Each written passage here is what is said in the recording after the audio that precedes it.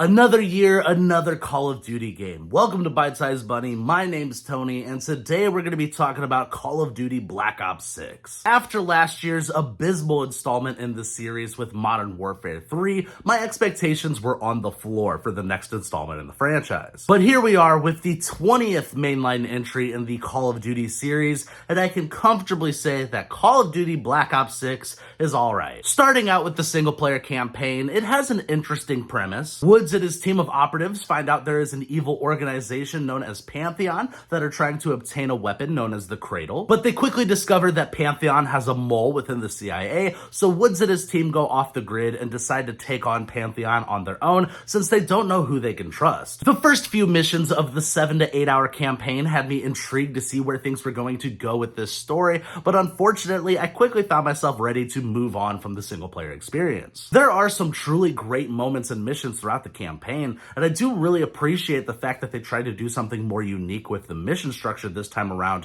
by providing a decent amount of variety with the mission types and the settings. It was a pleasant surprise that not every mission was go into this location guns a-blazing, get from point A to point B, and rinse and repeat. Some of my favorite sections were those more quieter moments, like one mission where you attend a ball and you have to get up close and personal to your target in order to get a retinal scan without them realizing what you're doing. Really, my biggest issue with the campaign is the fact that I found it nearly impossible to care about any of these characters, which made it even harder to care about what was going on. You've got this cast of characters that has all the ingredients to be interesting and memorable, but instead they're all just very one-note and tropey, and not even in a fun kind of way, they're just bland. Even the big bad of the game feels like a tacked-on afterthought, which is a shame because they had the potential of being one of the best COD antagonists in the series, but instead, by the time they actually get around to doing anything with them, it's way too late. So as far as the campaign goes, it is a very middle-of-the-road Call of Duty campaign, and unfortunately, I don't see myself remembering much about it as time goes on. Then we've got the Zombies mode, and all it succeeded at doing was making me reminisce on when Call of Duty Zombies was actually something worth talking about. Ever since Black Ops 1 and 2, I feel like Zombies has lost everything that made it so special. It's extremely oversaturated and no longer feels like a fun experience you actually anticipate. Instead, it just feels like a gimmick that is crammed into every single one of these games at this point. I miss the stripped down simplicity of Zombies, where it was this fun arcadey mode that offered plenty of challenge to keep you wanting to come back over and over again to try and outdo yourself. Now they're doing this big push on how round-based Zombies is back,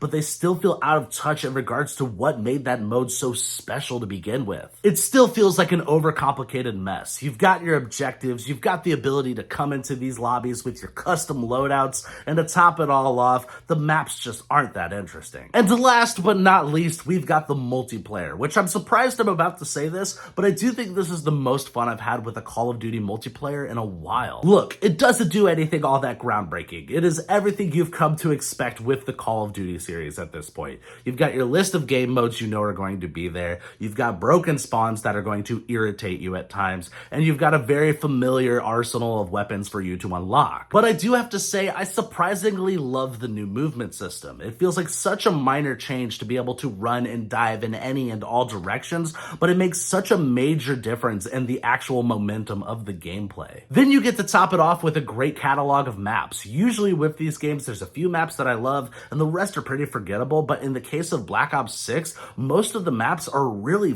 fun. I don't think there's a bad one in the bunch. Outside of those two noteworthy aspects in regards to the multiplayer, I do think it's easy to know what to expect here. It is very much so another Call of Duty game. Overall, Black Ops 6 is a fine entry that doesn't really do anything all that exciting. It is a pretty paint-by-numbers experience with a few great elements, and I'm going to be giving Call of Duty Black Ops 6 a 6.5 out of 10. Thank you guys for watching. I hope you enjoyed this review. Like, subscribe, and all that YouTube stuff. And what's your favorite Call of Duty game?